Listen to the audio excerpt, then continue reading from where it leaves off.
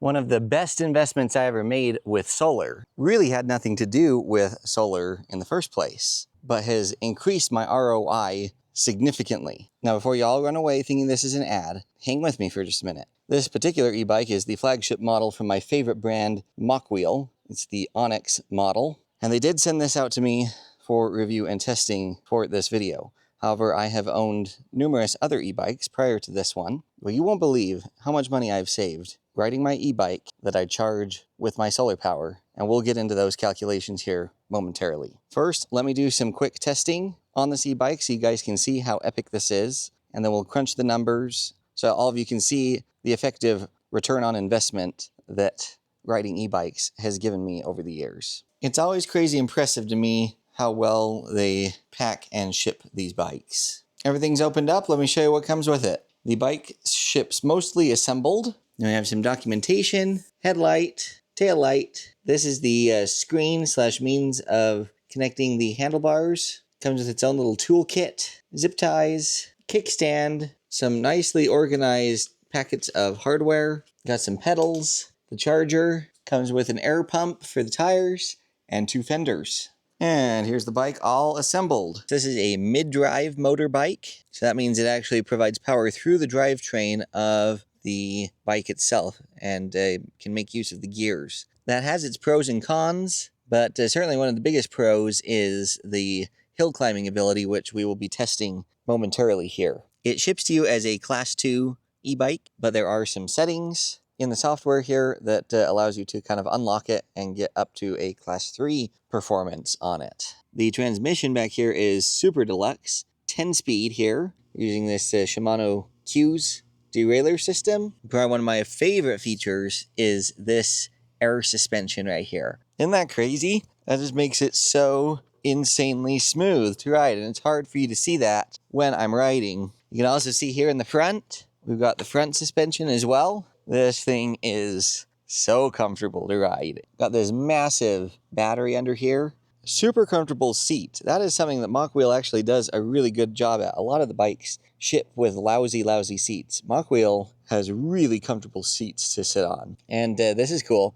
You pull this little lever up and it raises the seat up automatically. You can still adjust it down here too and pull the stem up, but this kind of has a little air system or something to raise that up a couple of inches, which is pretty cool. Something that really doesn't come across well on camera is just how gorgeous this display is. And I love how it's integrated with the handlebars and stuff. It's just a super custom, sleek look. The one thing I would love to see is a battery state of charge in percentage as opposed to just little bars. And guys, check out the size of these rotors for the brake. And I believe there are 2 pistons in the brake itself. That's a nice upgrade from the lower level Mokwheel I have. Probably my biggest complaint with it is the brakes are a little smaller and a little less powerful. This one, I do not worry about having enough stopping power with. Another tiny detail that gets way overlooked is this gel pad on the handlebar. It makes it so comfortable to grip. You do get a powered headlight here, and it's pretty bright out, but it is very powerful. It casts a very impressive beam.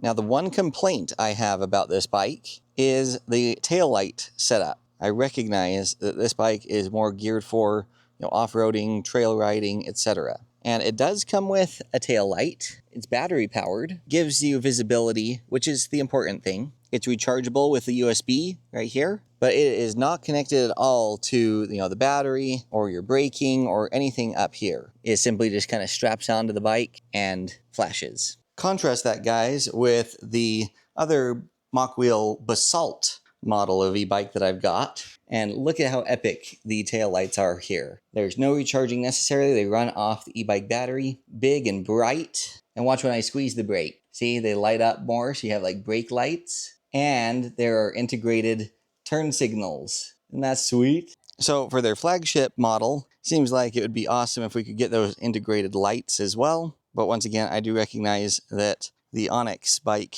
is more built for, off-roading trails, that kind of thing. The other simple thing, but makes a huge difference when you need it, are the fenders that are included, because it can get messy fast if you're riding through any kind of water or mud or anything like that. One potential con that I want to be sure and make you aware of that's does not come through on the video is just how huge this bike is. I'm 5'8", and literally I have to have the seat almost at the lowest position to comfortably ride this thing. So be aware, it is big, and adjusted stability is limited. So if you're a smaller person and you need a lower height, get the step-through model.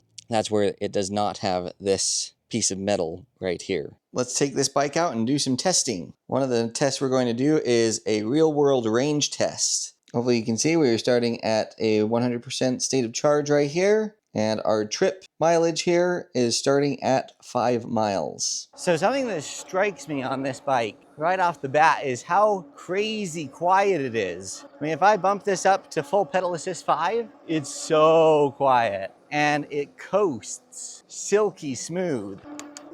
Shifting the gears is also silky smooth. I'm riding through a construction zone, as you can see here. And something that is absolutely amazing at this bike is how smooth of a ride. This is a very bumpy sidewalk. Most sidewalks are. And this bike just makes it such a joy to ride over bumpy terrain with its front suspension and then the full frame suspension. It's just magical. You know how sometimes you feel like you have to like stand up on your bike to absorb, you know, big bumps as you go over them? Not with this bike. This screen is big and bright, easy to read. You may not be able to see it from the camera's perspective, but it's very easy to see even on a big bright day like today. Handlebars are crazy comfy as well. All right, we've got some gravel and stuff here. Let's just kind of ride on this, see how it feels. A little uneven, absolutely no problem. We've got a very steep hill ahead of us. I don't know if you can see with gravel. Let's see if we can power up it. Oh yeah, piece of cake. And I'm on pedal assist 1, so that's not even breaking a sweat. Testing braking on the little skidding. That might just be because I was applying more brake to the back than the front, so that works. We'll test that again here in a sec. We're in gear 3, so we've geared down pretty far. Let's just try this hill again. Oh yeah, I don't even have to pedal at all. These brakes are crazy strong. They're big rotors and stuff. It's insane how strong these are. We'll test it on an even steeper hill, but this is good with loose gravel to test it with. All right, let's open it up and see what we got. 28, 29, 29.5, 30. You can adjust, by the way, how peppy it is. I've got mine turned up with as much aggressive acceleration as you can get, but you can tone that down. Throttle response, I'm gonna gear down to like gear 5, push the throttle. It like jerks, and I'm already going 15 miles an hour. Welcome to the hill climbing test. I don't know if it's coming across on the video just how steep this hill is that we're about to go down and then climb. I typically test over here, but I think this bike is going to handle these steeper hills over here. So let's test the braking performance quick. Going down this crazy steep hill. I'm sure it's not coming across on the video. This is insanely steep. The brakes are holding me. I could actually stop if I wanted to. I don't want to because it would be hard to hold this bike back, but those brakes have tons of power and more to give still. So this is where I typically test the uphill under throttle, no pedaling test with these e-bikes. This mid-drive one I have high hopes for. In fact, we may let it tackle the giant one that no e-bike has ever been able to tackle. So let's first start with my standard hill. That just kind of goes straight up through those trees right there from here and see how this performs. Okay, so I am on gear 3, pedal assist 5. We're gonna do it 100% under throttle. So let's see how this goes. I'm gonna get it started here. All right, well, I can tell you right now, this is the fastest I've ever gone up this hill. 10 miles an hour and still gaining speed. Woohoo! Yeah, most hub drive bikes struggle with that. And this one actually picked up speed. Let's graduate to the next part, still staying on gear 3. So we kind of went up over here. This time I'm gonna go right here, and if it still handles it, we'll gear down to gear 1 and go up the giant hill over there. So let's try this one straight ahead of us. Again, gear 3, 100% under throttle. Here we go. Gaining speed still. Slowing down, 9, 8, 7. Hold it, held steady at 7 miles an hour all the way up that steeper part. That is crazy, you guys. Okay, you guys. So we've been over here. Now we've come down here and are going to attempt this massive hill in front of us. I've geared down to gear 1, maximum climbing power. Hopefully I don't flip over backwards. That would not be good. Let's see if it can do this last giant test. This hill is insanely steep. It's struggling. It's struggling. 100% under throttle. It's climbing 5 miles an hour. No way, you guys. That is insane. We got to do that one more time. Let's test our braking performance once again. I mean, this is just crazy good braking. This is so steep, it's not coming across on camera. It is ridiculous. All right, here we go again, climbing the steepest hill available. Gear 1 still goes fast. This is just gonna power up this. Not pedaling, I don't know if you can see, 100% under throttle, straight up, 6 miles an hour.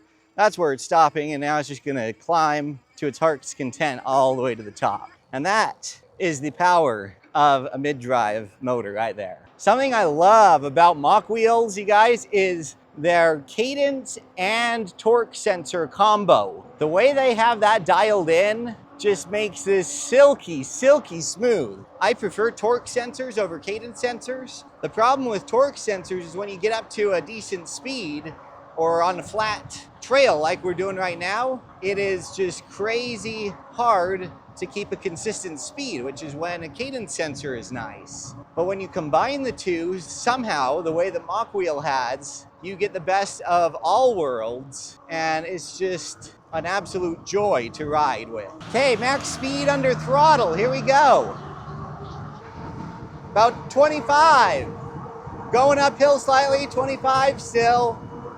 26, 27 right there. So you might be able to get up to the full 28 miles an hour with it fully unlocked under throttle. It doesn't seem to be quite as good at hitting those speeds under throttle compared to a hub drive motor, but I would say that's probably pretty typical. Hub drives quite often are better at high cruising speeds compared to mid-drive. One thing I will say is this is a heavy bike, which is probably why it feels so sturdy. But boy, good luck pedaling it without battery. Not that that's the end of the world, but you definitely get a workout then. I know Mokwheel didn't pay me to say what I'm about to say, but I've tested quite a few e-bikes on the channel, as well as just ridden other friends and families' e-bikes, some of which are much, much more expensive than what Mokwheel charges. And I gotta tell you, it's hard to find a bike that's better than Mokwheel.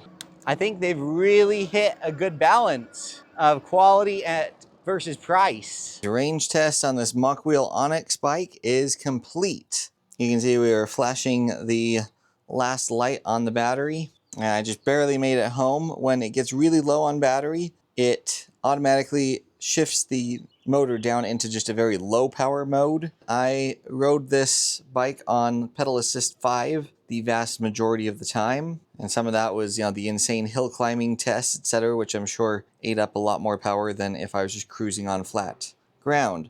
But even still, look at this. The odometer is recording 42 miles. Remember, we started at 5. So real world range, again, with me pushing it a little harder probably than I should have, we got about 37 miles. Just finished the range test here, and the battery is basically dead. So now we're going to test and see how long it takes to charge from 0 to 100%. So we got it plugged in there. Light is red. We'll start the timer.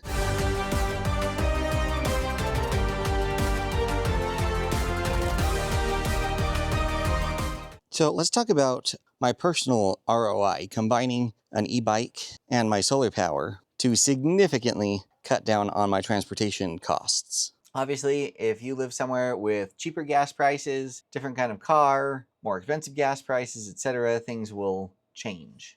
I'm calculating a net savings of $988 a year for where I live. $815 is purely gas savings. Now, I still drive a car, but I do most of my commuting on my e-bike. I run my, errands on the e-bike. I go to the church on my e-bike. All of these things, they're just kind of here and there, 10 miles or less from my house, which is the vast majority of the places I need to go and things I need to do. I also save wear and tear on my car. I charge with solar power, so there's no extra cost besides the, solar equipment itself. But I already had that for, other purposes and reason. And then I'm just adding, $200 for maintenance on the e-bike itself, right? The other thing I'm not factoring in here is, potential savings on gym memberships. I don't have a gym membership. It probably wouldn't hurt, but I do get some really nice exercise on my e-bikes. I've been riding them for about 3 years now. So if we just round this net savings figure up to, $1,000 for easy math, that's a pretty serious chunk of savings every year. What could you do with an extra $1,000 in your pocket every year? Obviously, the first couple of years would be going towards paying for the e-bike, but its ROI is significantly faster than a lot of other things. And then after that, it's just putting money in your pocket, just like solar does. But the e-bike pays itself back faster if you're dedicated and actually replace some of your driving with it regularly and consistently. Comment, please, you guys, and tell me 2 specific things. 1, did my argument for using an e-bike, it doesn't have to be this one, just an e-bike, especially if you have solar to combine with it, seem sound and make sense? Tell me what I haven't considered and what I should be considering as part of that equation. And then 2, tell me for this specific model here that we tested in this video, why would you buy it or why wouldn't you buy it? That's extremely valuable information for me as well as my viewers who may be seriously looking into purchasing this e-bike. So thanks for humoring me on my slightly off-topic video. But I think this really brings value and can make a whole lot of sense financially for a lot of you. I'm always trying to find the best bang for our bucks these days because they don't go as far as they used to, so the more we can stretch in, the better. And this is a way that I've actually been actively stretching my dollars. I will have links to Mokwheel and this, as well as the other models I mentioned, down in the description, as well as any coupon codes that I can get for you. Don't forget to like, comment, share, subscribe, and hype, or you can kind of nudge that YouTube algorithm a little bit to get this in front of more eyeballs. I also have links down in the description where you can book a one-on-one video consultation, submit a guaranteed to be answered question by me, as well as utilize my 100% free YouTube channel search engine. The feedback from that has been insanely positive, so take advantage of that. A huge thanks to all of you for being part of my YouTube family, especially my channel members. I say this all the time, but I truly mean it. I have the best YouTube family on the face of the planet. We've always got more epic content in the pipeline, so stay tuned, stay safe, and we'll catch y'all next time.